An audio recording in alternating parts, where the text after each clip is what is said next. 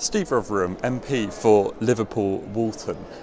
You're already pursuing this issue of tyre safety in Westminster. Why did you also want to come here to Brussels to raise this issue here? Well, it's a parallel process, a two-pronged attack, if you like, on this issue. One is what I can do as an MP in the UK Parliament, but just as importantly, it's what my friends and colleagues in the European Parliament can do. And hopefully what we'll be able to achieve is that they will put pressure on the UK Parliament to take this issue more seriously than they have to date. What potential is there at a European level to raise this? What do you want the European Union ultimately to do? Well, there's massive potential for the European Union to act. A lot of UK legislation, certainly around transport and tyres, is European. So we're hoping that by talking to the people that we need to today, by working with Theresa Griffin and our other MEPs, that we'll be able to somehow get this the focus that it should have had to stop the deaths that are happening on UK roads.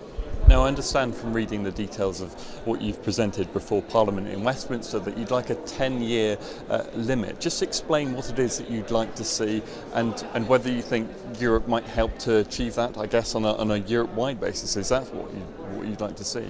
Well, the first thing is to note that there's no current age restriction and age limit on tyres that are on coaches and heavy vehicles in the UK.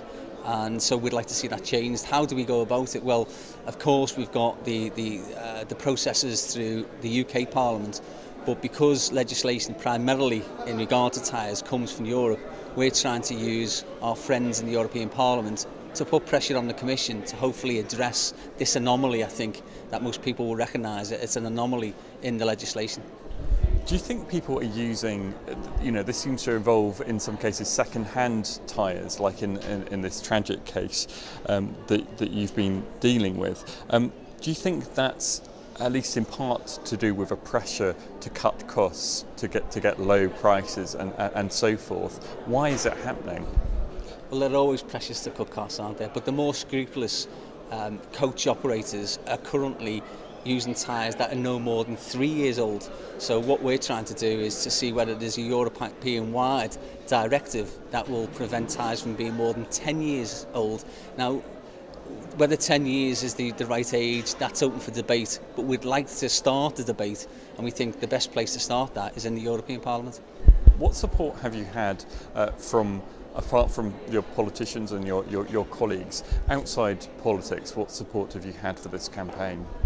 Well, there have been a number of petitions that have got many thousands of signatures, and what we're going to do is, following the meetings in Parliament, in the European Parliament, we're going to put another online petition on, which will trigger, hopefully, a debate in the House of Commons on this important issue. But if you ask the general public, would they be happy in travelling on a coach or for a HGV to have tyres that are probably older than any of their children, and trust your safety to a product that's 20 odd years of age? I think the vast majority of people would say no, but they're unaware that this is happening. So if nothing else, by coming here, we're going to raise the awareness of these dangerous practices that are going on. I imagine you've been in contact with some of the families of the victims from that tragic case that we mentioned. How important is it to them that you pursue this, that they don't see this issue dropped? Well, Frances Molloy, who was the one who brought this whole issue to the attention of the wider public after the death of her son in a tragic coach crash that killed 2 other people, she's been really pushing this whole agenda forward. And of course, what we want to do is prevent other Frances Molloys, other mothers who are having to bury their children because tyres at any age at the moment, and obviously are deteriorating and are dangerous on front axles of coaches. So whilst Frances has brought it to the attention of other people, I think the wider public will be really interested in what happens at a European level.